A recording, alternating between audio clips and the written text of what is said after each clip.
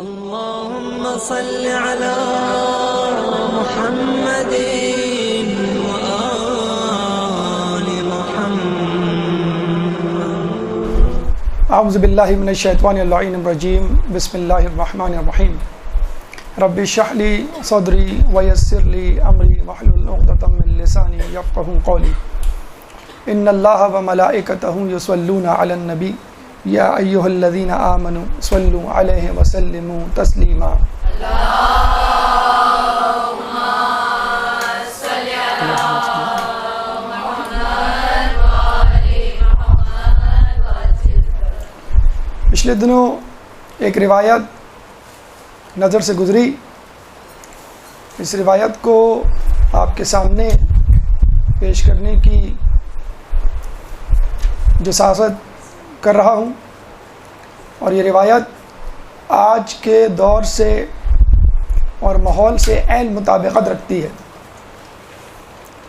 ابان بن تغلب، ابو بصیر، سدیر سیرفی اور مفضل بن عمر ہمارے چھٹے امام جعفر صادق علیہ السلام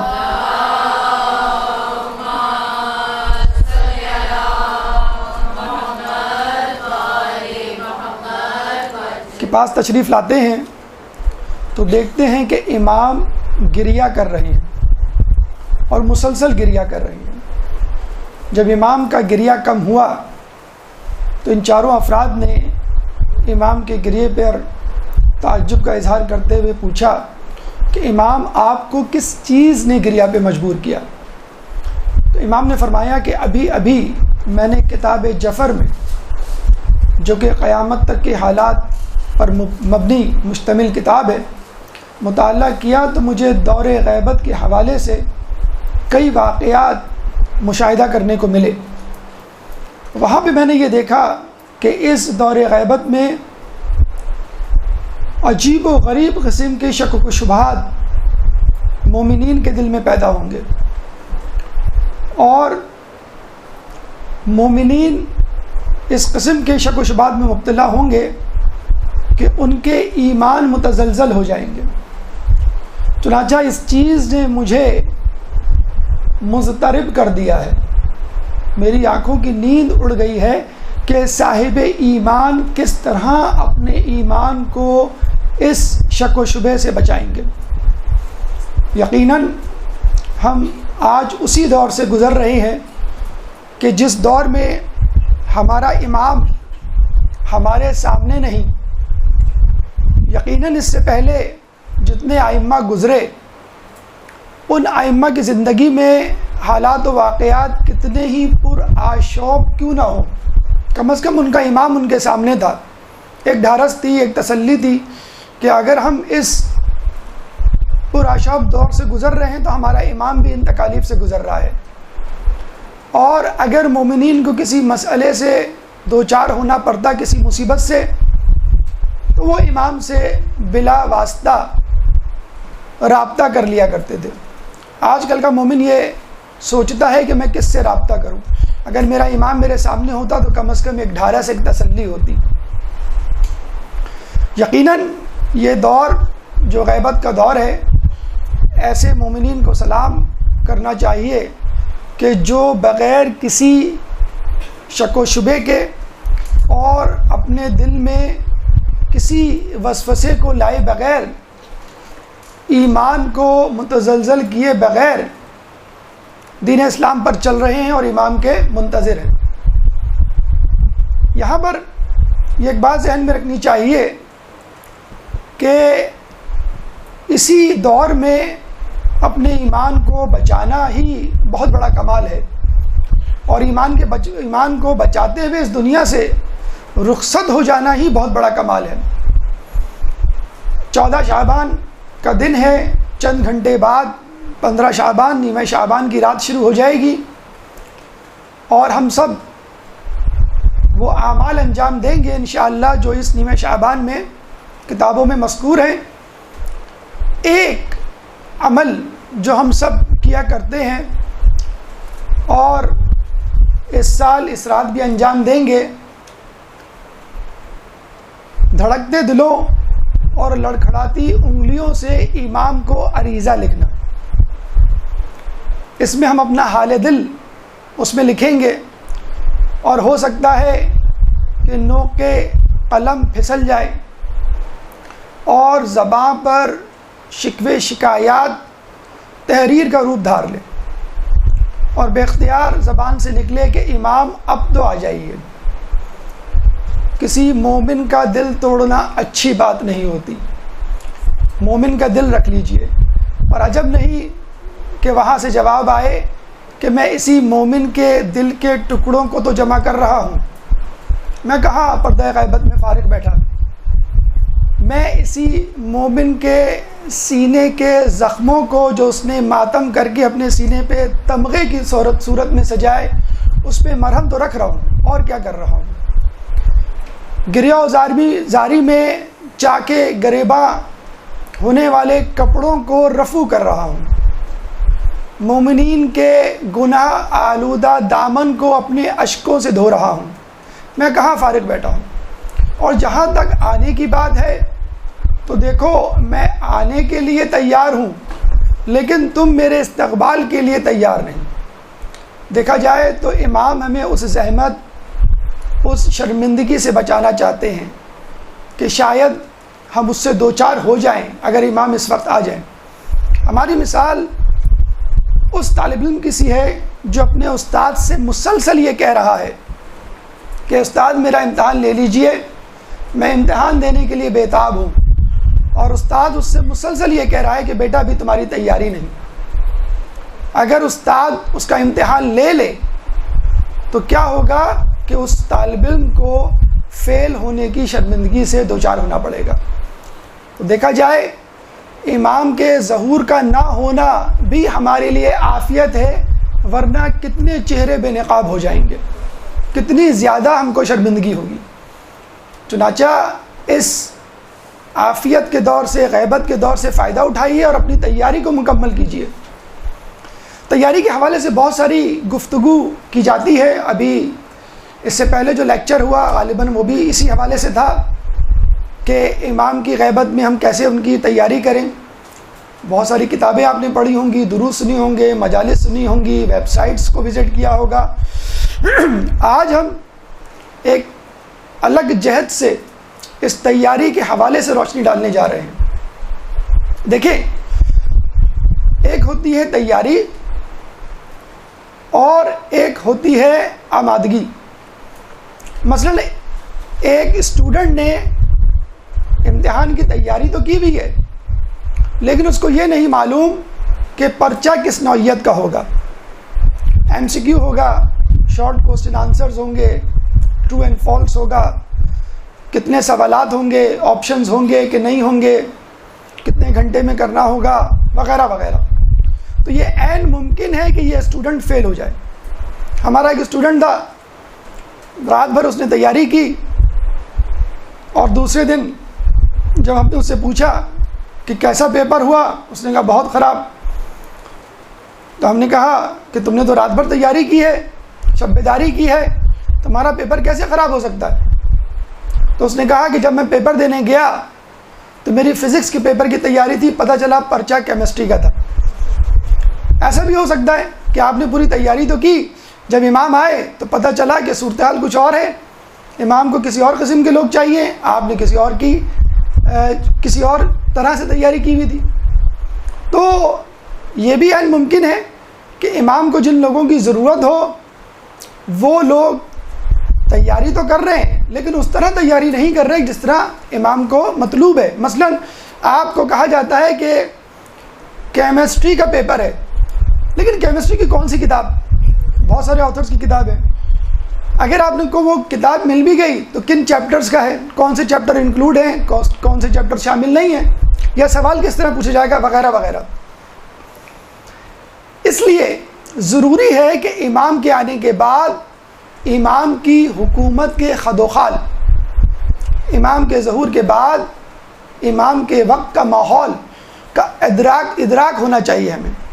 اسی لیے آج جو موضوع ہم آپ کے سامنے پیش کرنے جا رہے ہیں وہ ہے حکومت مہدی کے خدوخال. یعنی جب امام آئیں گے تو ان کی حکومت کی خدوخال یا انفراسٹرکچر کیا ہوگا، اور کیا ہم اس کی تیاری کر رہے ہیں؟ مخلص تو ہیں، تیاری بھی ہو رہی ہے، لیکن اس نہج پہ تیاری ہو رہی ہے جو امام چاہتے ہیں؟ یہ ہماری گفتگو کا مقدمہ آپ کے اذہان کو آمادہ کرنے کے لیے آج کے موضوع کے حوالے سے۔ اب اس موضوع کا دوسرا مقدمہ جس میں آسان ہو جائے گا آپ کو اس گفتگو کو سمجھنے کے لیے کہ ہمارے لیے یہ کیوں ضروری ہے کہ ہم اس ماحول، اس حکومت کے خد و خال کو پہچانیں تاکہ ہم امام کی حکومت میں ایڈجسٹ ہو سکیں۔ ان کے سپاہی بننا تو بہت دور کی بات۔ ایک درود پڑھ دیں محمد والے محمد۔ اللہم صلی علی محمد۔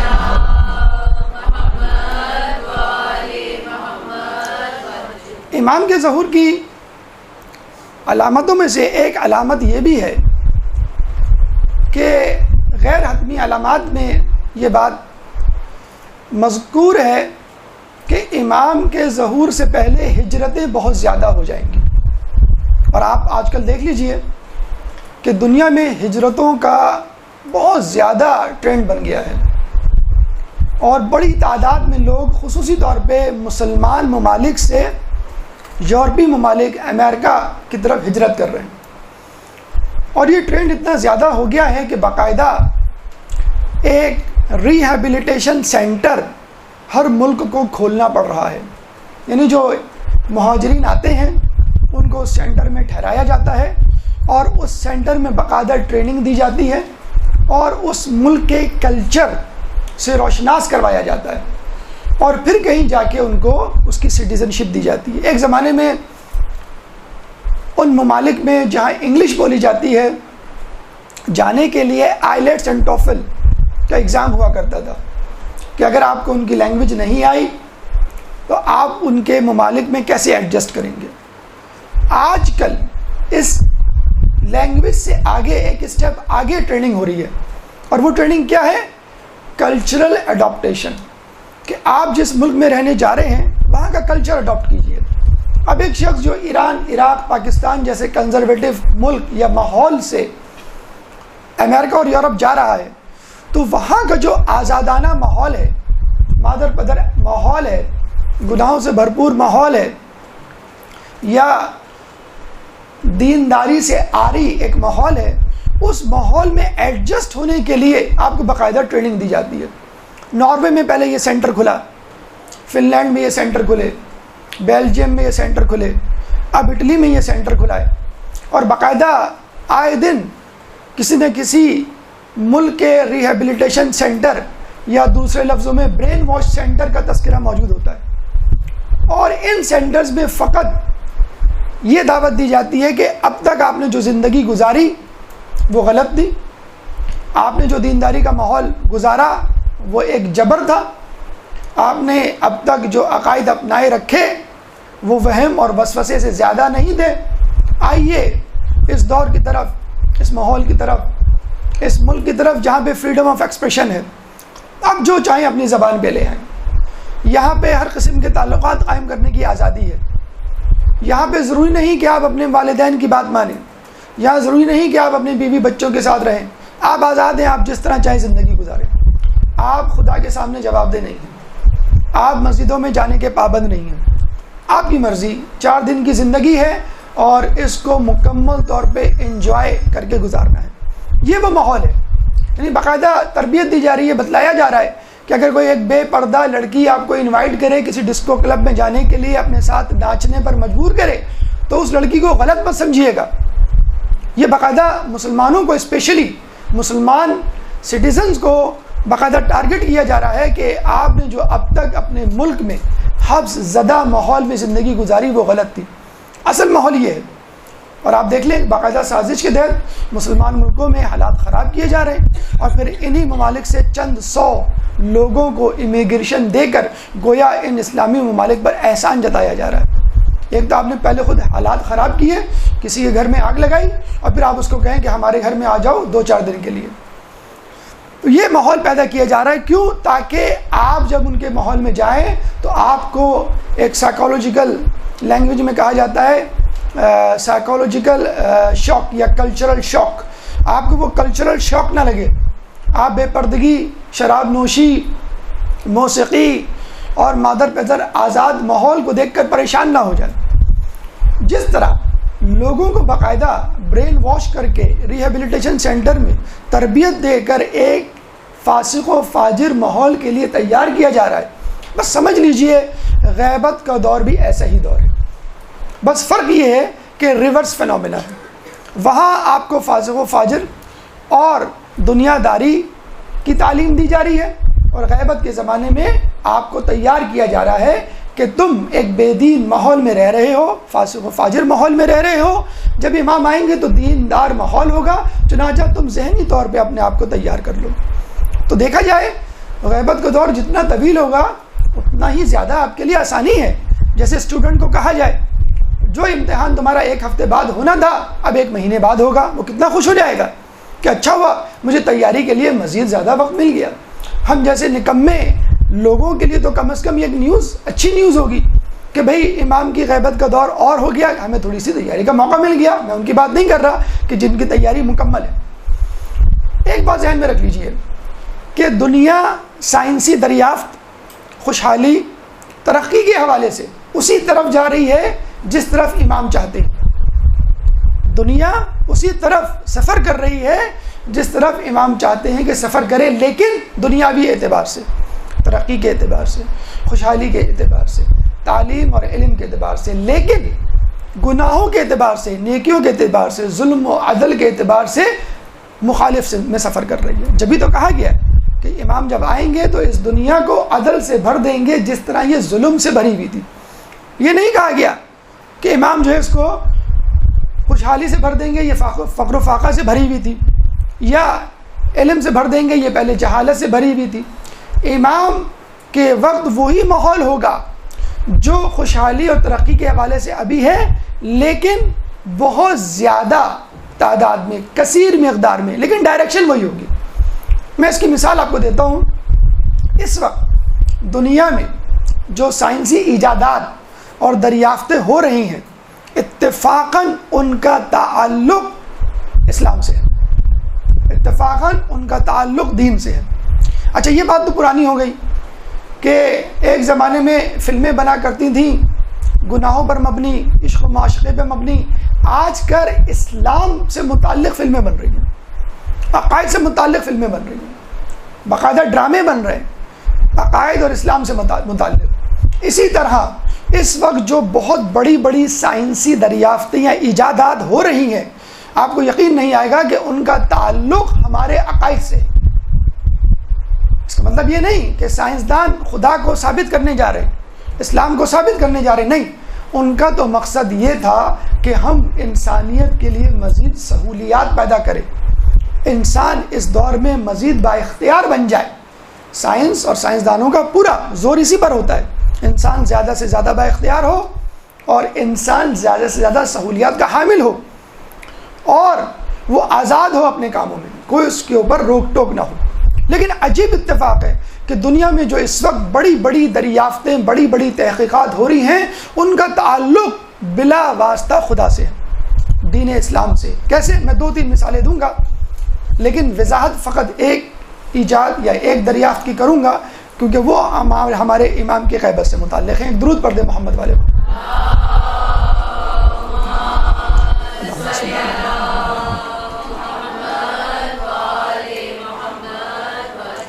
دیکھیں کچھ عرصے پہلے ایک تحقیق ہوئی اور ہگس بوسن پارٹیکل کے حوالے سے ریسرچ کی ابتدا ہوئی.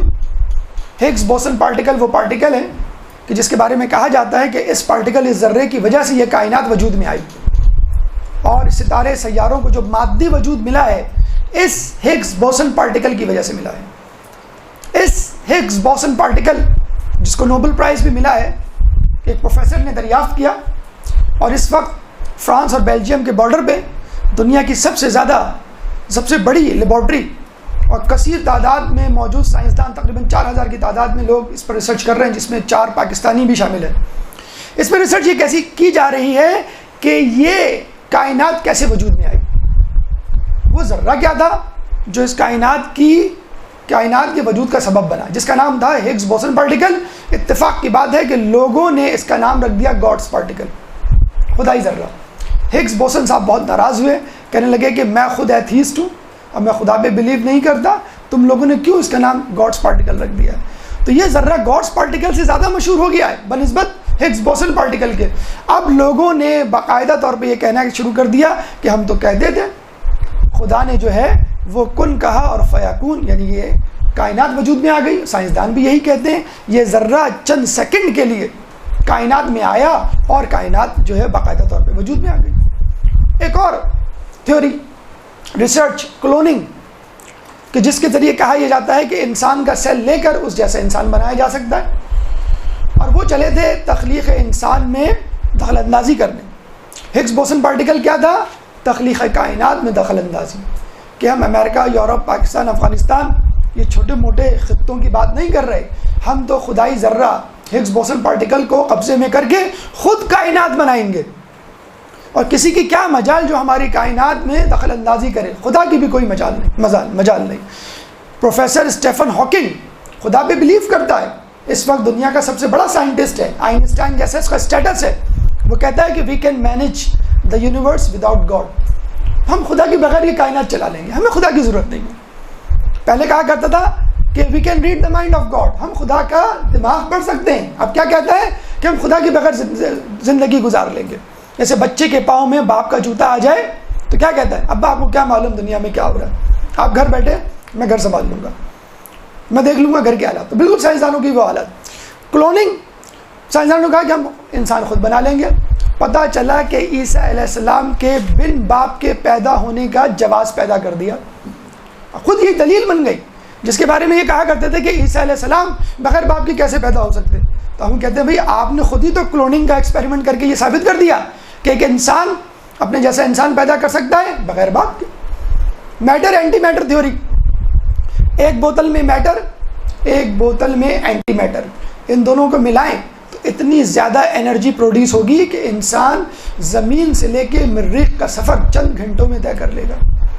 ہم بھی یہی کہتے ہیں کہ آپ عقل اور اپنے اندر بیٹھے ہوئے اینٹی میٹر یعنی نفس کو ملائیں اور اپنی عقل کو فاتح قرار دیں، آپ بھی عالم ملکوت کا جو ہے مشاہدہ کریں گے۔ لیکن یہاں پر وہ ریسرچ جو امام زمانہ کی غیبت سے متعلق ہے اس کے بارے میں گفتگو کرنا چاہوں گا، اور وہ ریسرچ ہے ڈارک میٹر۔ ایک درود پڑھ دیں محمد والے محمد۔ اللہم صلی علی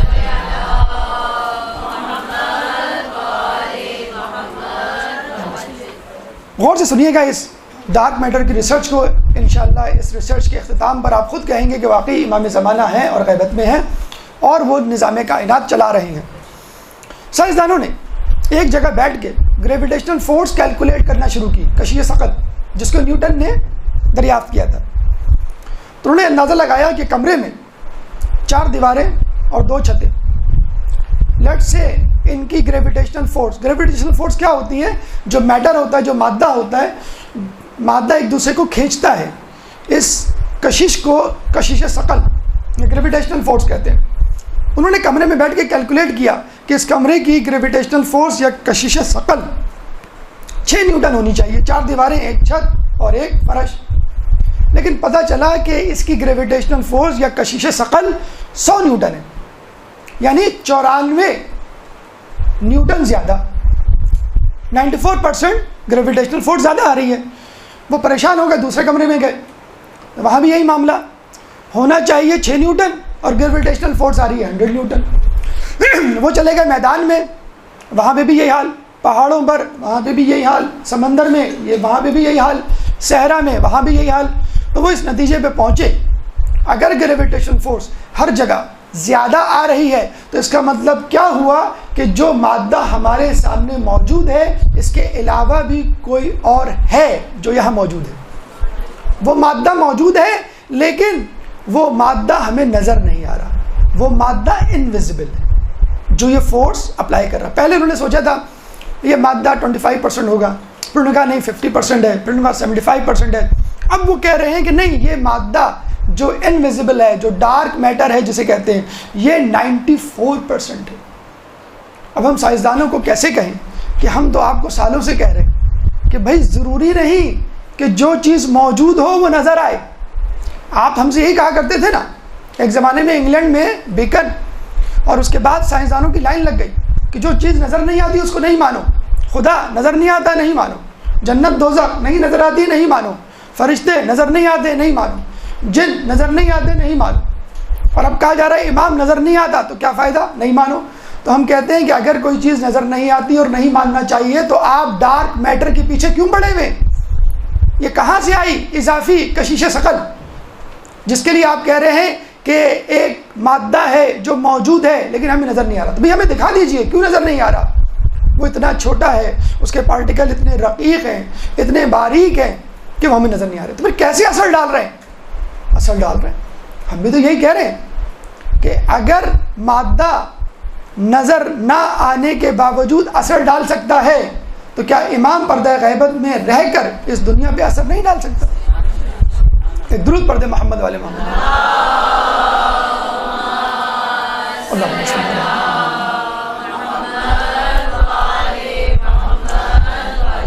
ہو سکتا ہے ہمارے نزدیک یہ ریسرچ اتنی زیادہ اہم نہ ہو, ہم تو بس سائنسدانوں کی بنی بنائی پکی پکائی روٹی پہ اکتفا کر لیتے ہیں.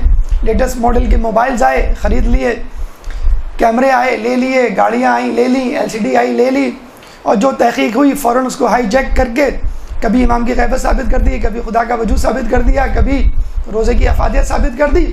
ہمارا تو یہی کام رہ گیا ہے, خود سے ریسرچ, بلکہ ان ریسرچ کی طرف توجہ اور ان ریسرچ کو معاشرے میں پروپوگیٹ کرنا مفقود ہو چکا ہے. اس ریسرچ کی اتنی زیادہ اہمیت ہے کہ امریکہ میں ایک شخص کو جب ضرورت پڑی ڈارک میٹر پہ ریسرچ کے لیے تو اس نے امریکہ کی اسٹیٹ ساؤتھ ڈیکوٹا میں ایک سونے کی کان کو رینٹ پہ لیا, اور رینٹ پہ لے کر چند مہینے ڈارک میٹر کا ایکسپیریمنٹ کیا. وہ ڈارک میٹر کا ایکسپیریمنٹ کامیاب ہو گیا, نوبل پرائز مل گیا. اس کے بعد اس نے کہا کہ یہ جگہ یعنی یہ سونے کی کان میرے لیے بڑی امپورٹنٹ ہے. اگر ہم ڈارک میٹر کو ڈیٹیکٹ کرنے میں کامیاب ہو گئے تو ہم اس کو یوز بھی کر سکتے ہیں, ہم اس کو استعمال بھی کر سکتے ہیں. چنانچہ میں چاہتا ہوں کہ یہ جگہ یعنی سونے کی کان ہمیں دے دی جائے. ہمارے یہاں ہوتی تو ہم اس کو مار کے باہر نکال دیتے کہ یہ سونے کی کان ہے, کوئلے کی کان نہیں ہے. یقین کیجئے وہاں کی گورنمنٹ نے سونے کی کان کو بند کر دیا, سونا نکالنے کے کام کو بند کر دیا, اور اس سونے کی کان کو لیبارٹری میں تبدیل کر دیا. اب اس لیبارٹری کا نام ہے سرف. سرف کے نام سے تو ہمیں صرف سرف ایکسل یاد آئے گا. سینفورڈ انڈر گراؤنڈ ریسرچ فیسلٹی, یہ اس کا نام ہے, ساؤتھ ڈیکوٹا میں موجود ہے. سونے نکالنے کا کام بند ہو چکا ہے, سونے کی کام بند ہو چکی ہے, اب وہ لیبارٹری میں چلو. اب آپ دیکھ لیجئے, یہ ہے وہ انگریز, یہ ہے وہ امریکہ جس کو ہم گالیاں دیتے نہیں تھکتے, لیکن یہ وہی لوگ ہیں کہ جو سونے کی کان کو لات مار دیتے ہیں. کس کے لیے؟ علم کے پیچھے. اگر نیوٹن سیب کے پیچھے دوڑ جاتا تو کیا وہ گریویٹیشنل فورس دریافت کر پاتا؟ ہم باغ میں جائیں پڑھیں اور سیب گرے, ادھر ادھر دیکھ کے فوراً سیب پہ جھپٹا مار لیں گے اور کھانا شروع کر دیں گے. لیکن نیوٹن اپنی جگہ پہ بیٹھا رہا, اور اس نے یہ سوچنا شروع کر دیا کہ سیب نیچے کیوں گرا. یہ نہیں سوچا کہ سیب جو ہے وہ کھانا چاہیے کہ نہیں کھانا چاہیے, کیوں گرا. اور پھر اس سوچ نے جو ہے اس کو گریویٹیشنل فورس دریافت کرنے پہ مجبور کر دیا. ہم تو وہ ہیں کہ جو مجلس میں جانے سے پہلے پوچھتے ہیں کہ نیاز میں کیا ہے, یہ نہیں کہ کون پڑھے گا کیا پڑھا. اکثر پوچھیے آپ کہاں گئے تھے, مجلس میں کیا ہوا, کیا تھا, بریانی تھی. ارے بھائی جو ذاکر آیا تھا, جو عالم آیا تھا, اس نے کیا پڑھا, یہ یاد نہیں, آواز نہیں آ رہی تھی. ارے آواز نہیں آ رہی تو آگے جا کے بیٹھ جاتے. ارے نہیں, دیکھ کے ساتھ بیٹھے ہوئے تھے, آپ کو معلوم ہے نیاز ختم ہو جاتی ہے. جب تک نیاز سے بے نیاز نہیں ہوں گے ذلیل ہوتے رہیں گے. اب اس کا مطلب یہ نہیں کہ نیاز کی بے احترامی شروع کر دیں, نیاز کا احترام اپنی جگہ, لیکن تمام تر توجہ اگر سیب پر ہوگی تو پھر آپ امام کی غیبت کو نہیں ثابت کر سکتے. تو خدا را یہ پیٹ پوجا سے باہر نکلیں اور اپنی توجہ جیولری، سونے اور نیاز اور کھانے پینے کے علاوہ کسی اور چیز پہ دیجیے۔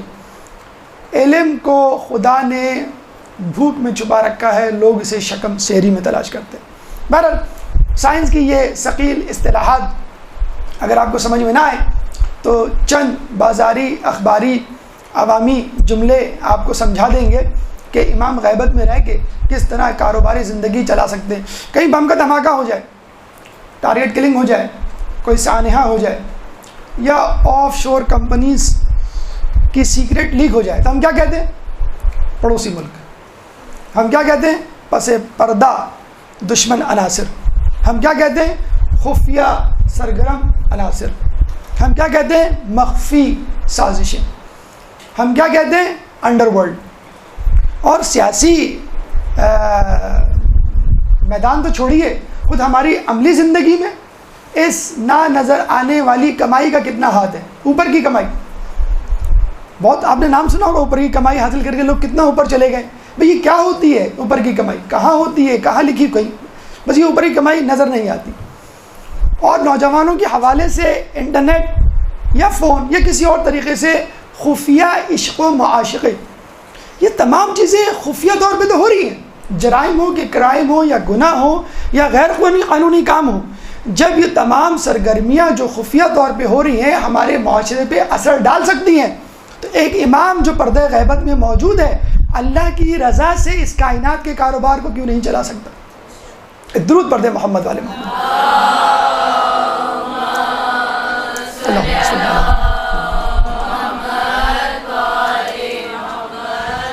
بتلانا یہ مقصود ہے کہ امام کا جب ظہور ہوگا، امام کے آنے والے دور میں جو ماحول ہوگا وہ اسی ماحول، اسی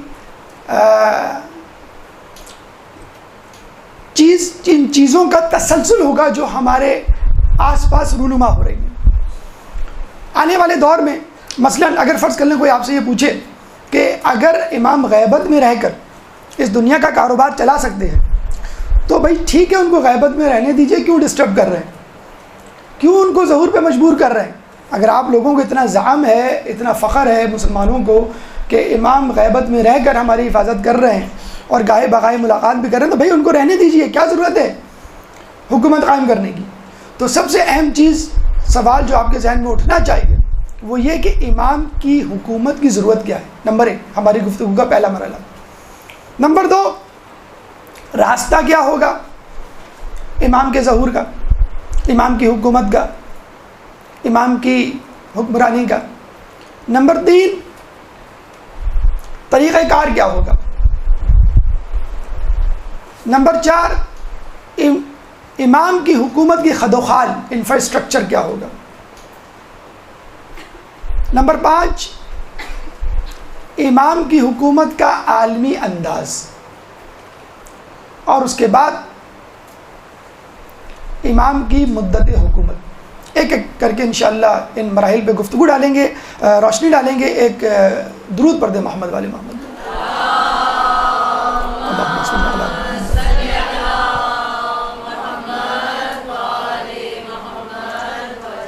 ضرورت، جیسے ہم نے کہا کہ امام غیبت میں رہ کے جب کاروباری زندگی چلا رہے ہیں تو ضرورت کیا ہے؟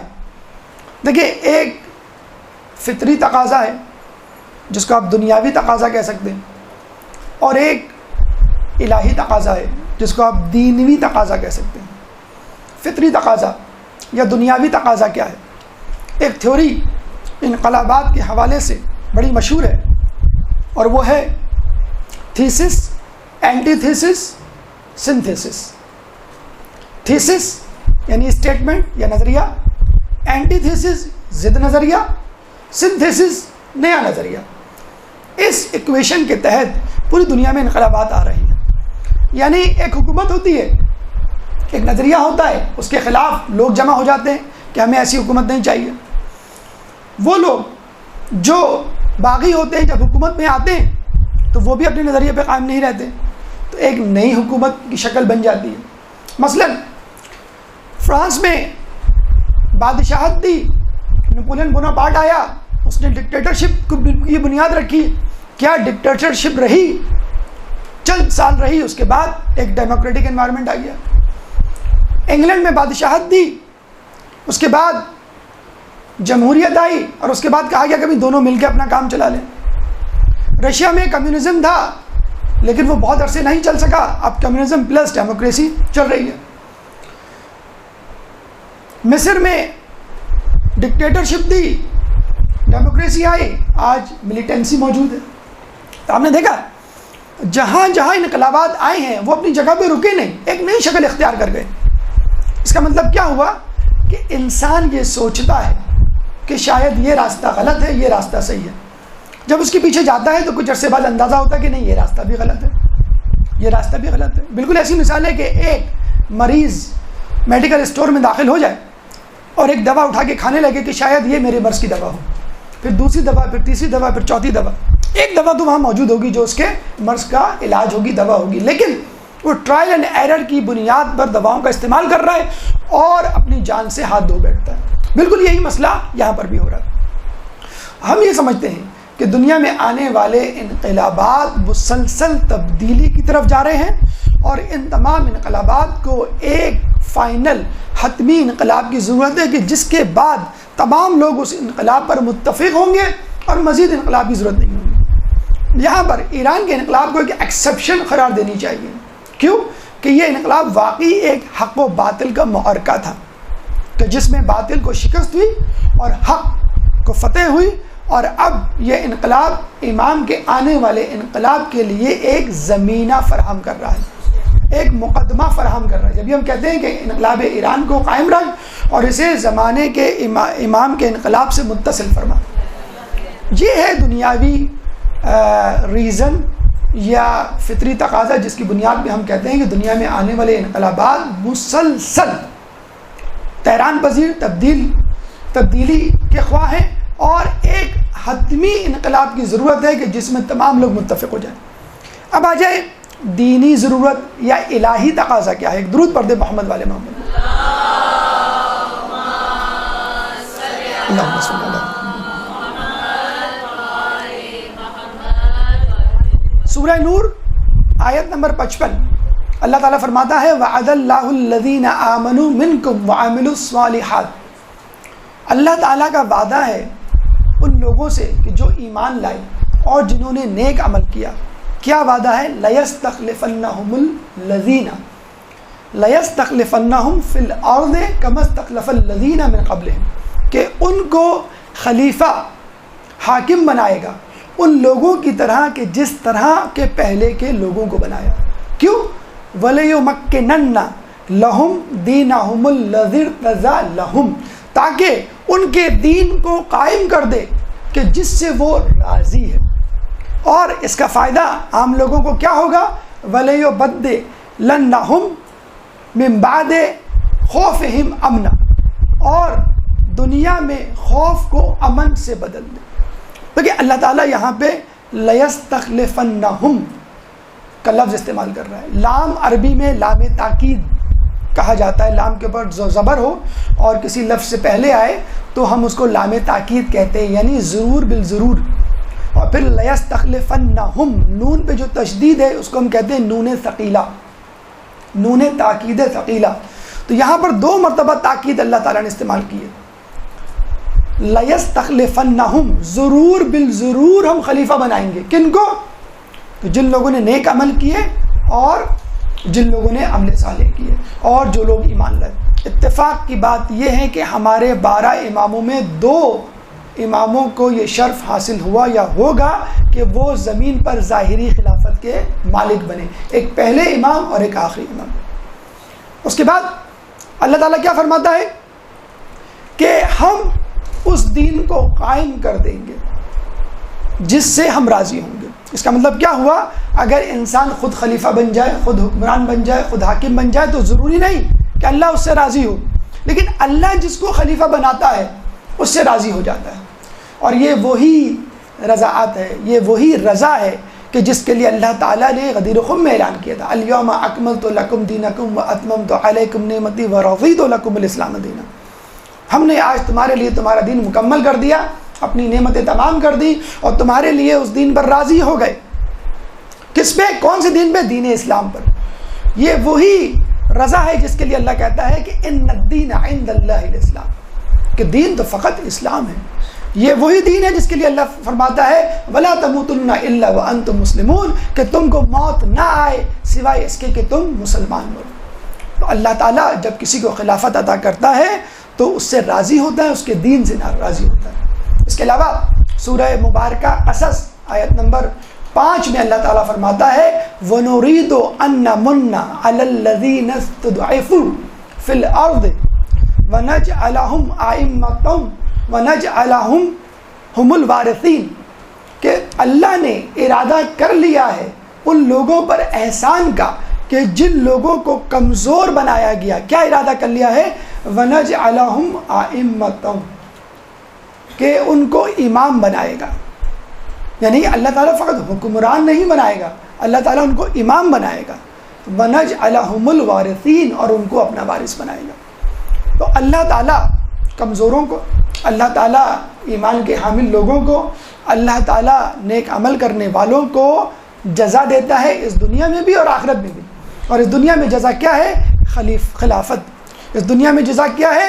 حکمرانی. اس کے علاوہ ایک حدیث جس کے بارے میں ہمارے یہاں کے محدثین نہیں، اغیار کے محدثین گواہ ہیں کہ یہ حدیث صحیح ہے. ابن ماجہ، ابن داؤد میں یہ حدیث مل جائے گی. رسول فرماتے ہیں کہ جب دنیا میں ایک دن رہ جائے گا، اگر دنیا میں ایک دن بھی رہ جائے تو اللہ تعالیٰ ہم اہل بیت میں سے ایک شخص کو بھیجے گا کہ جس کا نام میرے نام پر، جس کی کنیت میری کنیت پر ہوگی، اور وہ اس دنیا کو عدالت سے، عدل سے اس طرح بھر دے گا جس طرح یہ ظلم سے بری ہوگی. اللہم صلی علی محمد وعلی محمد.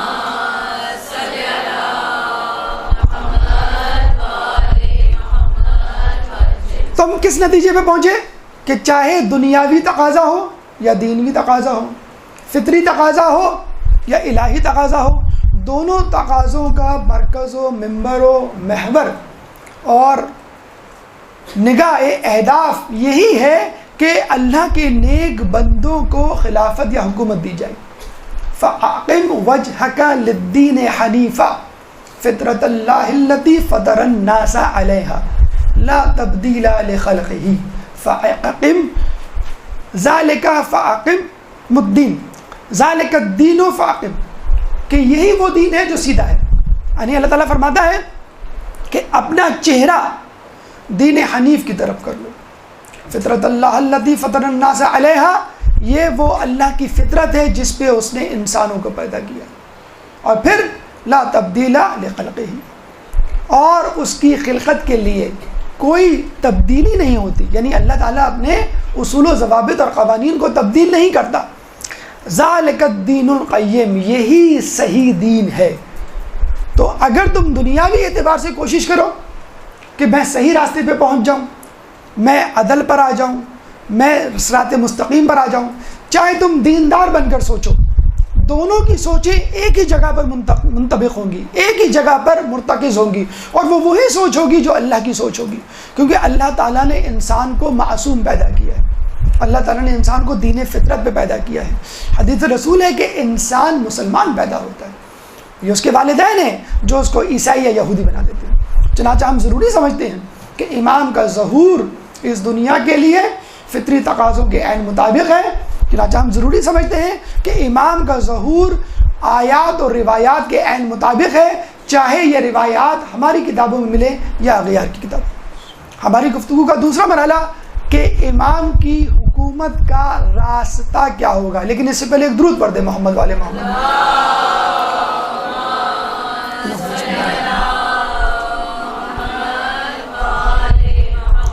دیکھیں، آپ نے یہ حدیث سنی ہوگی کہ اولنا محمد و اوسطنا محمد و آخرنا محمد و کلنا محمد. کیوں؟ اس لیے کہ رسول کی سنت، ان کے بعد آنے والے ائمہ کی سنت اور آخری حجت کی سنت، کسی بھی امام کی سنت میں کوئی تبدیلی یا انحراف نہیں دیکھیں گے آپ سنت محمدی سے ہٹ کر. چنانچہ اگر امام آئیں گے تو ان کا راستہ وہی ہوگا جو رسول کا ہوگا. لوگ یہ سمجھتے ہیں امام آئیں گے، ہاتھ میں ان کے ذوالفقار ہوگی اور سل قرم کرتے ہوئے وہ ہر جگہ نکل جائیں گے. ایک خوف و دہشت کی فضا ہوگی کہ جو ان کی بات نہیں مانے گا اس کو مار دیا جائے گا، ورنہ مجبوراً ان کی بات مانیں. ایسا نہیں. امام فقط وہی کام کریں گے، وہی راستہ اپنائیں گے جو رسول نے اپنایا۔ رسول نے کیا اپنایا؟ مکی دور، مدنی دور، 2 مرحلے تھے رسول اللہ کی نبوت کے۔ رسول اللہ نے 80 سے زیادہ غزوات اپنی زندگی میں لڑے، جنگیں لڑیں۔ مجھے بتائیے ان میں سے کتنی جنگیں مکی دور میں ہوئی؟ ایک جنگ بھی نہیں ہوئی۔ اس کا مطلب کیا ہوا؟ اللہ کے رسول نے اپنے نبوت کے زیادہ دور میں، نبوت کا دور ٹوٹل 23 سال کا، 13 سال گفت و شنید میں گزارے، 13 سال تبلیغ میں گزارے، 13 سال سمجھانے میں گزارے۔ اس کے بعد جو 10 سال مدینے میں آئے اس میں جنگیں لڑی۔ بالکل اسی طرح امام بھی رسول کی سنت پہ عمل کریں گے، پہلے لوگوں کو سمجھائیں گے، پہلے تبلیغ کریں گے، پہلے تعلیمات اہل بیت کو عام کریں گے، لیکن جب لوگ اس نہج پر پہنچ جائیں گے کہ دودھ کا دودھ پانی کا پانی، یعنی صحیح لوگ الگ اور غلط لوگ الگ ہو جائیں گے، اور غلط لوگ کسی طور پر بھی امام کی بات ماننے کے لیے تیار نہیں ہوں گے، بلکہ حق کے خلاف تلوار لے کے، حق کے خلاف اسلحہ لے کے سامنے آ جائیں گے، تب امام زور و زبردستی، تلوار اور جہاد کا راستہ اپنائیں گے۔ تو یہ یاد رکھ لیجئے کہ امام کے آنے کے بعد وہی طریقہ کار ہوگا، وہی طریقہ محمدی، وہی سنت محمدی، کہ پہلے سمجھانے کا دور، صبر و برداشت کا دور یعنی مکی دور، اس کے بعد مدنی دور۔ اس کے بعد تیسرا مرحلہ کہ امام کا طریقہ کار کیا ہوگا۔ ایک درود پڑھ دیں محمد والے محمد، اللہم صلی علی محمد۔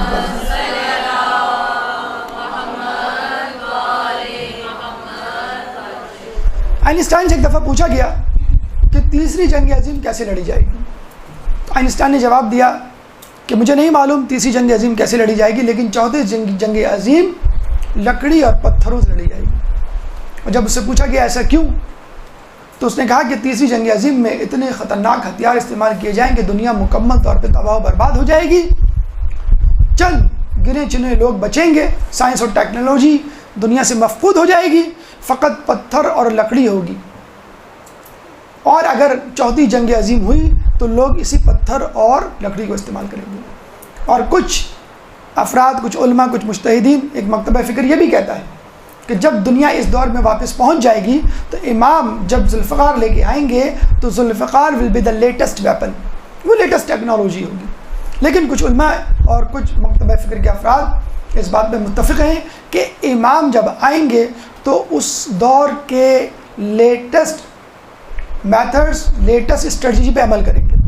اگر ایسا نہ ہوا، یعنی زمانہ واپس چلا گیا پتھر کے دور میں یا ڈارک ایجز میں یا پسماندہ ماحول میں، تو اس کا مطلب یہ ہوگا کہ اسلام ترقی کو پسند نہیں کرتا۔ چنانچہ امام کا اس ٹیکنالوجی کو استعمال کرنے کا مقصد اور اس بات کا پایہ ثبوت ہے کہ اسلام ترقی کا اور علم کا مخالف نہیں۔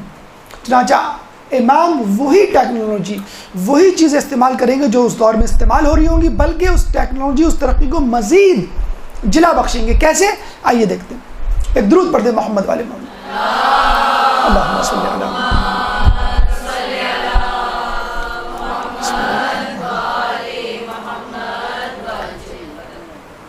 امام کی حکومت کا خد و خال، امام کی حکومت کا انفراسٹرکچر کیا ہوگا؟ سب سے پہلے علمی صورتحال۔ امام کے بارے میں کہا جاتا ہے کہ امام جب آئیں گے تو اس وقت علم 2 حروف تک پہنچا ہوگا، امام آ کر اس میں مزید 25 حروف کا اضافہ کریں گے، اور علم 2 حروف سے 27 حروف تک چلا جائے گا۔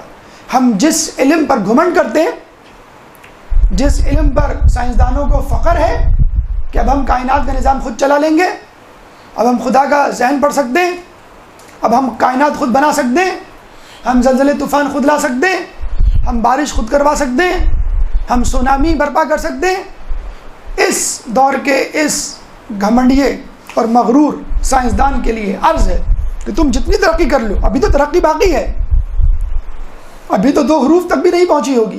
جب امام آئیں گے تو اس وقت 2 حروف ہوگی، اور امام کے آنے کے بعد امام اس علم کو، اس ترقی کو 2 حروف سے 27 حروف تک لے جائیں گے۔ اس کا مطلب کیا ہوا کہ اسلام ہونے والی جاری و ساری ترقی، سائنسی ایجادات، انکشافات کی نفی نہیں کریں گے، مخالفت نہیں کریں گے، بلکہ اس کو آگے بڑھائیں گے۔ آپ دیکھ لیجئے اس وقت دنیا اسی طرف جا رہی ہے۔ ہم اپنی زندگی کو دیکھتے ہیں، ہم نے 20 یا 30 سال میں کمپیوٹر سیکھا، ہمارا بچہ 4 سال 5 سال کا ہے اور وہ کمپیوٹر پہ ایکسپرٹیز رکھتا ہے۔ پہلے زمانے میں او لیول کے ایگزام 16 سال کے 17 سال کے لڑکے لڑکیاں پاس کرتے تھے، 9 سال کے لڑکے نے او لیول کا ایگزام پاس کیا اور اس کا تعلق پاکستان سے۔ MCSE بل گیٹ کمپنی کا ایگزام جو MBBS یا BE یا ACCA یا MBA کے برابر ایک زمانے میں سمجھا جاتا تھا، آپ کو معلوم ہے کتنی سال کی عمر کے لڑکے نے یہ ایگزام پاس کیا ہے؟ 6 سال کی عمر کے لڑکے نے۔ 6 سال کی عمر کا لڑکا پہلی کلاس میں ہوتا اور اتفاق سے اس کا تعلق بھی پاکستان سے۔ آپ نے دیکھا اب جو ایگزام ہو رہے ہیں اس میں آپ کی ایج لمٹ نہیں پوچھی جاتی، آپ سے یہ نہیں پوچھا جاتا کہ آپ نے پچھلی کلاس میں کون سی کلاس پاس کی ہے۔ اگر آپ ایگزام دینا چاہتے ہیں موسٹ ویلکم، آئیے دیجئے، اگر آپ اس قابل ہوئے تو پاس ہو جائیں گے، نہیں قابل ہوئے تو فیل ہو جائیں گے، خود بخود ہمیں پتہ چل جائے گا۔ ہمیں اس کی کیا ضرورت ہے ہم آپ کی پرانی ڈگری تلاش کرتے پھر؟ میڈیکل کالج میں ایگزام لینا ہے اس کا الگ ایگزام ہے، انجینئرنگ کالج میں ایگزام لینا ہے اس کا الگ ایگزام ہے، ہر قسم کے ڈپارٹمنٹ میں امتحان ایڈمیشن لینے کے لیے اس کا الگ ایگزام ہے۔ اب پچھلی ڈگریوں کو نہیں پوچھا جاتا۔ اب پاکستان میں تو ہم یہاں پر پہنچے ہیں کہ 1/3 پرانی مارک شیٹ، 1/3 انٹرویو اور 1/3 جو ایپٹیچیوڈ ٹیسٹ ہوتا ہے، ہم 1/3 تک پہنچے۔ لیکن امریکہ یورپ میں اب یہ سسٹم ختم ہو گیا، وہ کہتے ہیں کہ آپ کو میڈیکل میں ایڈمیشن لینا ہے، ہم آپ سے یہ بھی نہیں پوچھیں گے آپ نے انٹر کیا ہے کہ نہیں کیا، آپ وہاں کا USMLE ایگزام پاس کر لیں، اگر کر لیں تو آپ میڈیکل میں آ جائیں، GRE ایگزام آپ پاس کر لیں، اس کے بعد آپ کو جہاں ایڈمیشن چاہیے آپ وہاں چلے جائیں گے۔ تو آپ نے دیکھا ایج لمٹ ختم ہوتی جا رہی ہے، انسٹیٹیوٹ ختم ہوتے جا رہے ہیں، اسکول کالجوں کا نظام ختم ہوتا جا رہا ہے۔ آنے والے دور میں آپ انڈیپینڈنٹ اسٹڈی کریں گے، ویب سائٹ سے پرچے ڈاؤن لوڈ کریں گے، سلیبس ڈاؤن لوڈ کریں گے، ویب سائٹ سے آن لائن فیس اپنی ڈپازٹ کریں گے۔ SSC ایگزام اسی طرح کا ایگزام ہے، او لیول ایگزام اسی طرح کا ایگزام ہے، GRE ایگزام اسی طرح کا ایگزام ہے۔ اب کالج یونیورسٹی جانے کی ضرورت نہیں ہے، آپ انٹرنیٹ پہ بیٹھ کے تمام ایگزام دیں، آپ کو کسی نے نہیں روکا۔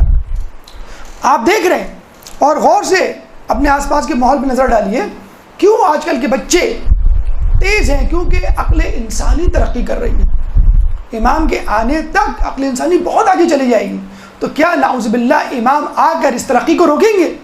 اس کا مطلب یہ ہوا کہ اسلام اس دنیا کے لیے بنا ہی نہیں، اسلام تو غار اور اسٹون ایج والے زمانے کے لیے بنا ہے۔ تو امام جب آئیں گے تو مزید اس میں ترقی دیں گے۔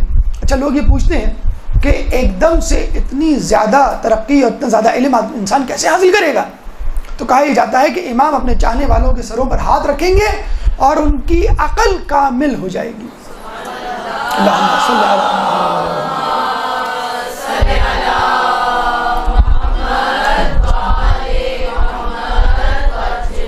اچھا، یہ بھی ایک عجیب طریقہ ہے ریکی، آپ نے سنا ہوگا، ایک میتھڈ آف ٹریٹمنٹ ہے جس میں ہاتھ رکھا جاتا ہے اس جگہ پہ جہاں پہ آپ کو درد یا تکلیف ہوتی ہے اور وہ درد ختم ہو جاتا ہے۔ ابھی اس کا سائنٹیفک پروف یا ڈیٹا جمع نہیں ہوا ہے، لیکن بہرحال ایک میتھڈ ہے۔ اس کا مطلب ہے ہاتھ کا لمس اپنی الگ اہمیت رکھتا ہے، اور اگر وہ ہاتھ امام کا ہو، معصوم کا ہو، تو یقیناً اپنی جگہ ایک اہمیت رکھتا ہے۔ ہمارے تو امام کا لعاب بھی شفا ہے، تو ہاتھ شفا کیوں نہیں ہوگا؟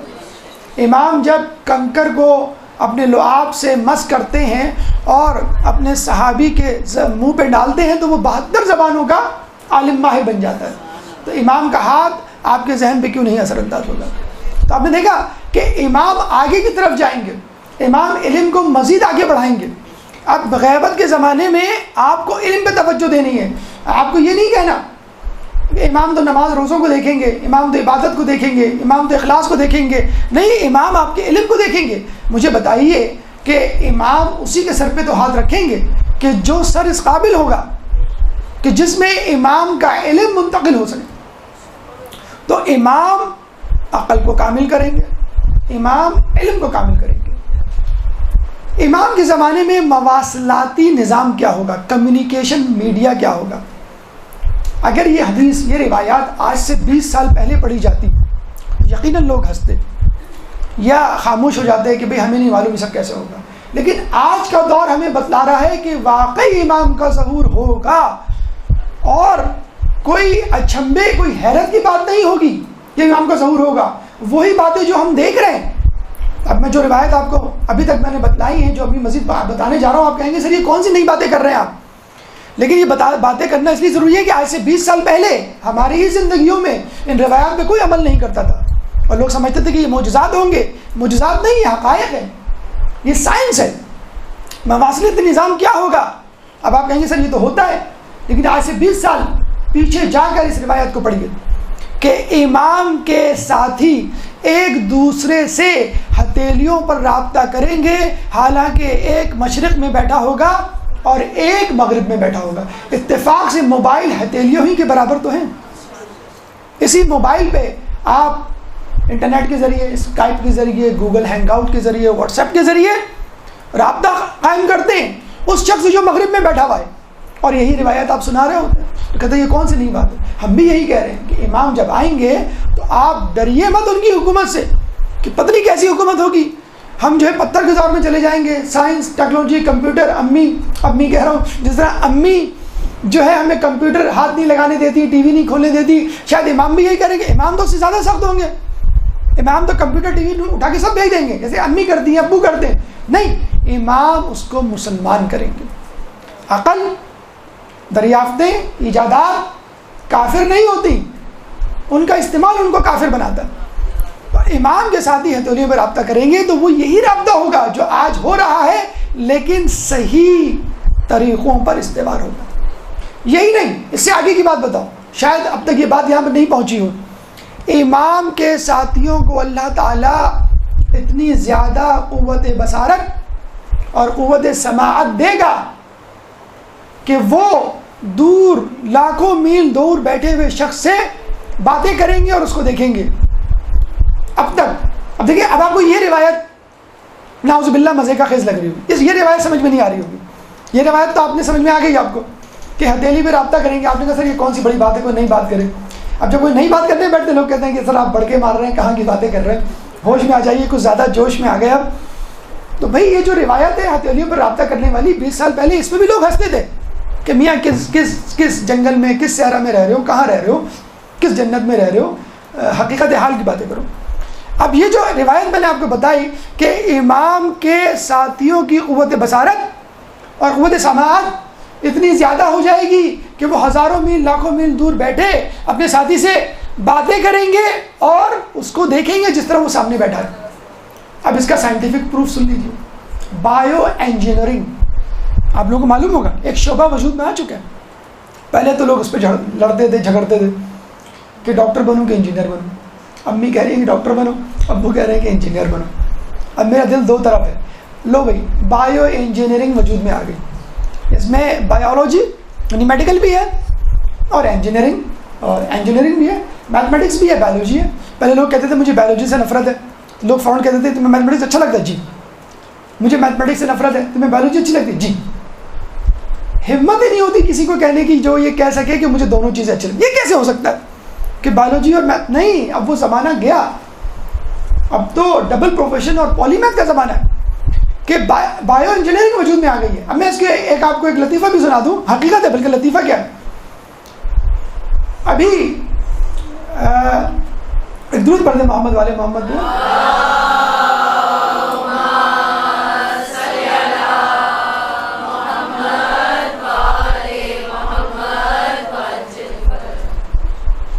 ابھی جس لڑکے نے بلکہ چھوڑیں ایک اور نئی خبر سنیں. اسٹیفن ہاکنگ، آئنسٹائن، یہ دنیا کے عظیم ترین سائنسدان گزرے ہیں. ان کا آئی کیو کتنا تھا؟ 160.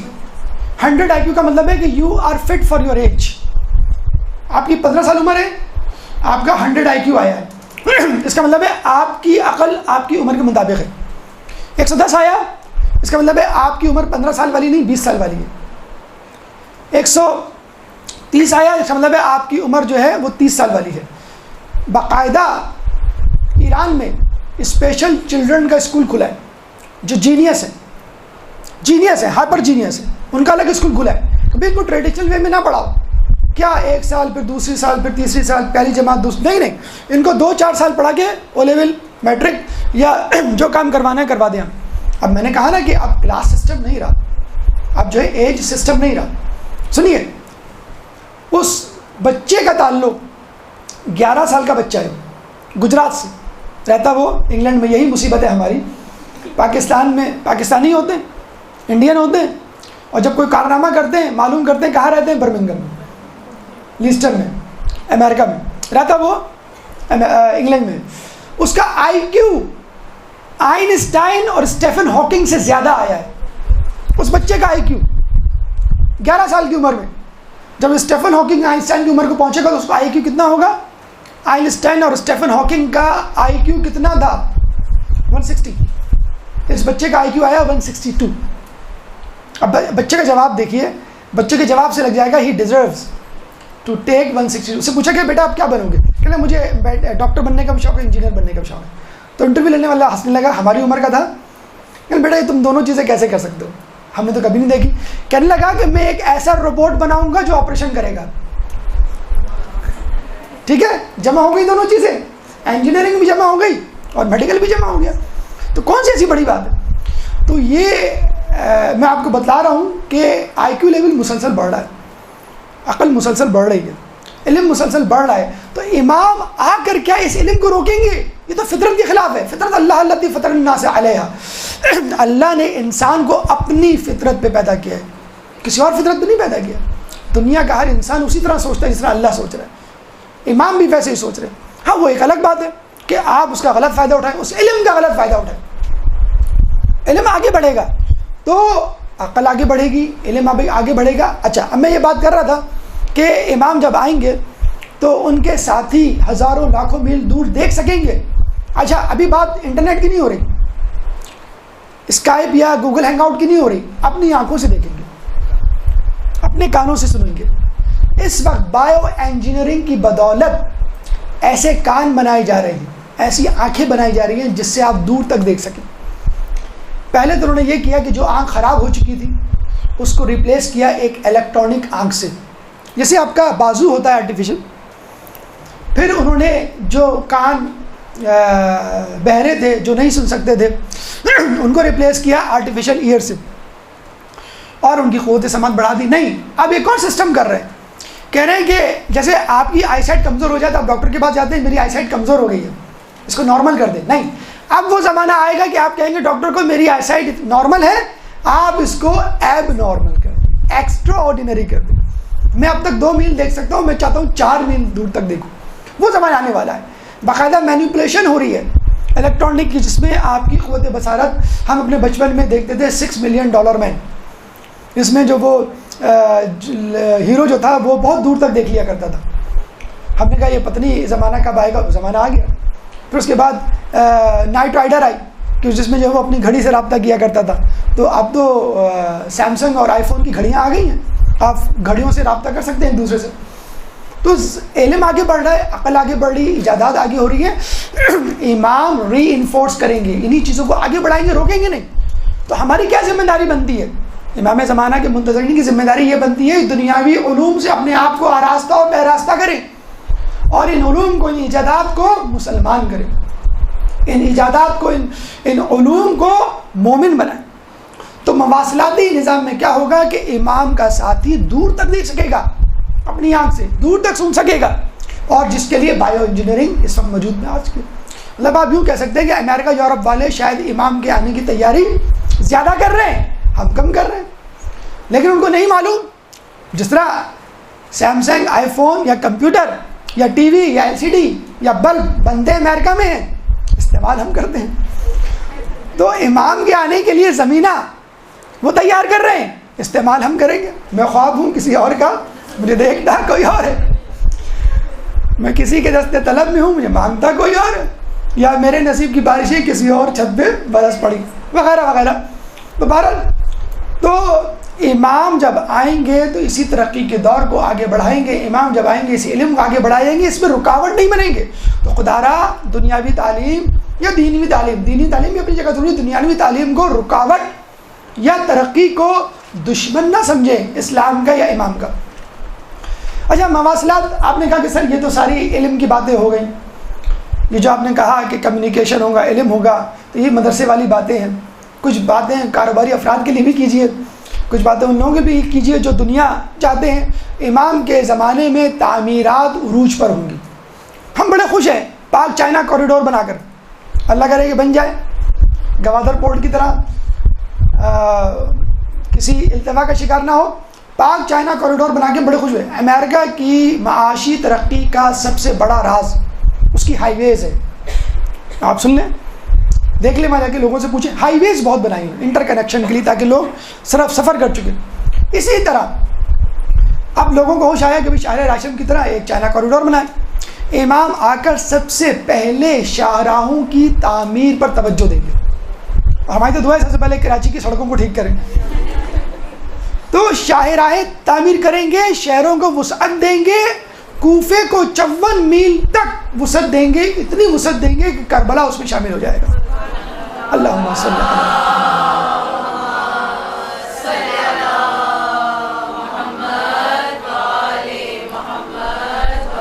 اچھا امام آگے کیا پیسوں پہ پابندی لگائیں گے کہ بس زہد اختیار کر لو, یہ سب کچھ چھوڑ دو. لاکھوں کے مجمع میں اعلان کیا جائے گا کسی کو پیسے کی ضرورت ہے تو وہ ہاتھ اٹھا کے لے لے. فقط ایک شخص کھڑا ہوا ہے 1 لاکھ دے.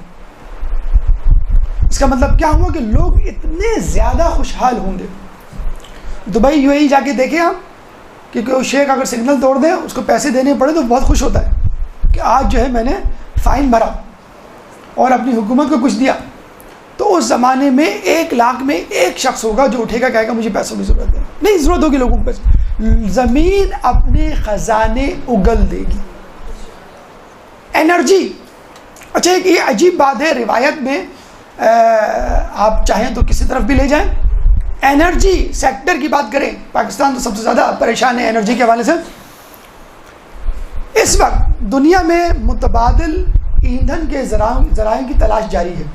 کبھی کوئلے کے پیچھے پڑ جاتے ہیں, کبھی پیٹرول کے, کبھی جو ہے وہ ڈیزل کے, کبھی گیس کے وغیرہ وغیرہ, اور تلاش کرتے ہیں بھئی کیا ہماری چیز. اس وقت جو سب سے زیادہ فوکس ہے مغربی دنیا کا ترقی یافتہ ممالک کا, وہ سولر انرجی پر ہے. سولر انرجی پہ امریکہ اور یورپ میں دو, بلکہ آپ کی وادی حسین میں بھی اب ایسی لائٹیں لگ گئی ہیں جو سولر انرجی پر ہے. جو وہاں پہ لائٹیں لگی ہوئی ہیں خبروں پر, وہ سولر انرجی سے چل رہی ہیں. ڈیفنس کلفٹن میں کئی چھتوں پہ آپ کو سولر پینل مل جائیں گے. باقاعدہ سولر AC آ گئے مارکیٹ میں, سولر AC. اب وہ الگ بات ہے کہ حکومت اجازت دے یا نہ دے, وہ ایک الگ بات ہے. سولر بلب, سولر پنکھے, سولر انرجی, سولر ریفریجریٹر. اب آئندہ آنے والا دور وہ دور ہوگا کہ لوگ بجلی, ایندھن یعنی کوئلہ, پیٹرول اور گیس CNG گیس سے بالکل مستغنی ہو جائیں گے اور سورج پر اکتفا کر لیں گے کہ سورج کافی ہے. سورج تو کہیں غائب نہیں ہوگا نا. پیٹرول کی قیمتیں اوپر نیچے ہوتی رہتی ہیں. آپ نے دیکھا ہوگا آج کل ایک دم سے امریکہ کی اسٹریٹجی میں تبدیلی آ گئی ہے اور وہ سعودی عرب کو آگے دکھانے لگا. اور 9/11 پہ جو متاثرہ خاندان ہے ان کو اجازت دے دی گئی ہے کہ آپ 9/11 سے متاثرہ خاندان سے تعلق رکھتے ہیں, یعنی آپ کے رشتہ دار مرے ہیں, تو آپ سعودی حکومت پہ کیس دائر کر سکتے ہیں. کیوں کہ اب انرجی کے آلٹرنیٹیو ذرائع انہیں تلاش کر لی ہے. اب ان کو یہ پیٹرول کی اور یہ دقیانوسی ایندھن کی ضرورت نہیں ہے. اس کا مطلب کیا ہوا کہ لوگوں کی توجہ اب آنے والے دور میں سورج پر ہوگی بطور انرجی. اب ایک روایت سن لیجیے. روایتوں میں آیا ہے کہ جب امام آئیں گے تو ان کی روشنی ایسی ہوگی, ان کے نور کی وجہ سے لوگ سورج سے بے نیاز ہو جائیں گے. اللہ صلی اللہ علیہ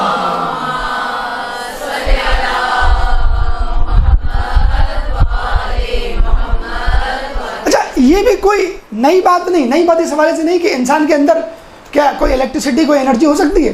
برازیل میں باقاعدہ ایسے فٹ بال گراؤنڈ بن چکے ہیں کہ جب وہاں کوئی نہیں ہوتا تو لائٹیں آف ہوتی ہیں.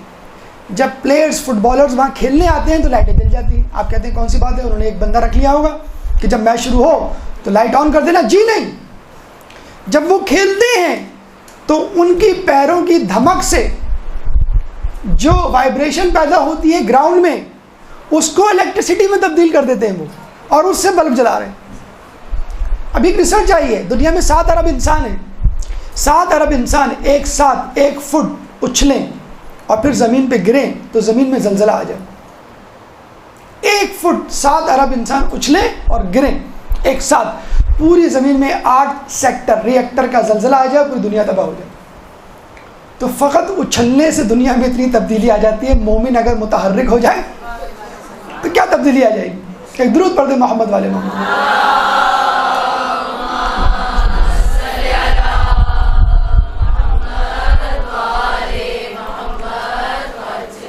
عدلیہ، امام کا نظام عدل ایسا ہوگا کہ کسی کو کوئی احتجاج یا آبجیکشن کرنے کا موقع ہی نہیں ملے گا. اور یہ ایسا ہو رہا ہے. آپ سگنل توڑ دیں، گھر پہنچ دیں، گھر کے دروازے پہ ٹکٹ لگا ہوتا ہے کینیڈا امریکہ میں، یہ جناب آپ نے سگنل توڑا، آپ فوراً کمپلین کر دیتے ہیں بھائی میں نے کہاں سگنل توڑا ہے. کہنے آپ ای میل چیک کر لیں. وہ ای میل چیک کرتے ہیں تو فوٹوگراف آ جاتی ہے آپ کی کہ جب آپ کی گاڑی نے سگنل کراس کیا تھا اسی وقت CCTV نے کیپچر کر لیا تھا آپ کا فوٹوگراف. شاپس پہ جو CCTV کیمرے لگے ہوئے ہوتے ہیں. تو امام جب آئیں گے تو کہا یہ جاتا ہے کہ لوگ اپنے گھروں میں دروازے کھڑکی بند ہونے کے باوجود گناہ کرنے سے ڈریں گے کہ امام کو کوئی خبر نہ دے دے. تو اس کا مطلب ہے کوئی ایسا سسٹم امام اس وقت ایجاد کر لیں گے کہ CCTV کی ضرورت نہیں، ویسے ہی آپ کی فوٹو جو ہے وہ امام تک پہنچ جائے گی، اور امام آپ کے دل کے حالات پر ان شواہد پر فیصلہ کریں گے جو عمومی طور پہ لوگوں سے چھپے ہوئے. اور سب سے آخری چیز، سب سے اہم بات جو امام کے حکومت کی ہوگی کہ تمام ادیان عالم ایک دن میں سمٹائیں گے. اس وقت کتنی ہی اچھی حکومت کیوں نہ آ جائے، پھر بھی لوگ اپنے اپنے دین سے چمٹے رہیں گے.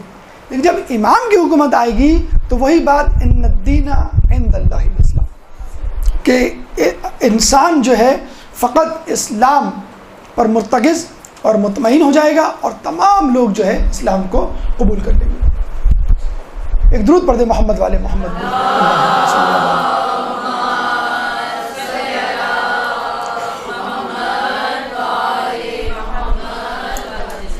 لیکن ایک آخری بات جو سب سے اہم بات ہے، آپ نے دیکھا ہوگا جب بھی کوئی حکومت آتی ہے اگر عوام خوش ہیں تو اس حکومت کے کارندے اور زیادہ خوش ہوتے ہیں.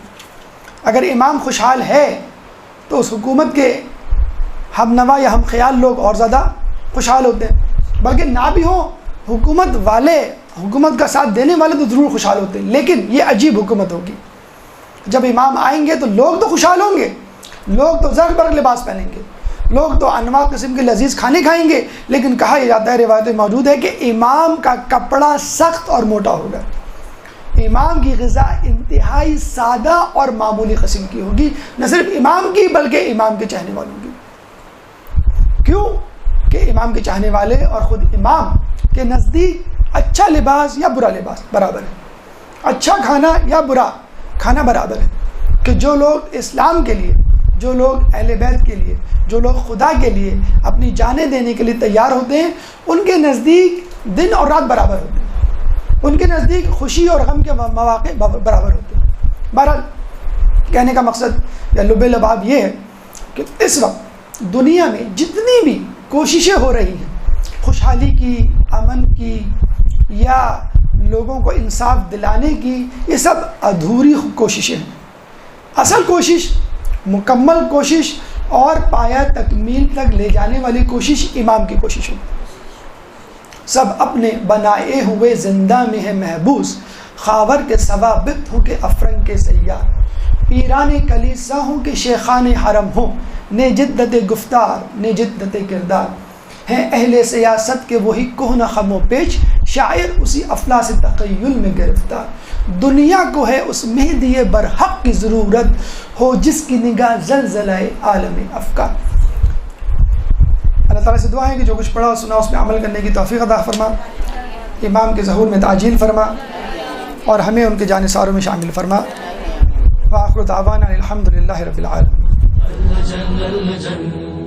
اللجن یا مولا اللجن اللجن اللجن اللجل اللجل اللجل اللجل اللجل يا صاحب السماء اللجل اللجل اللجل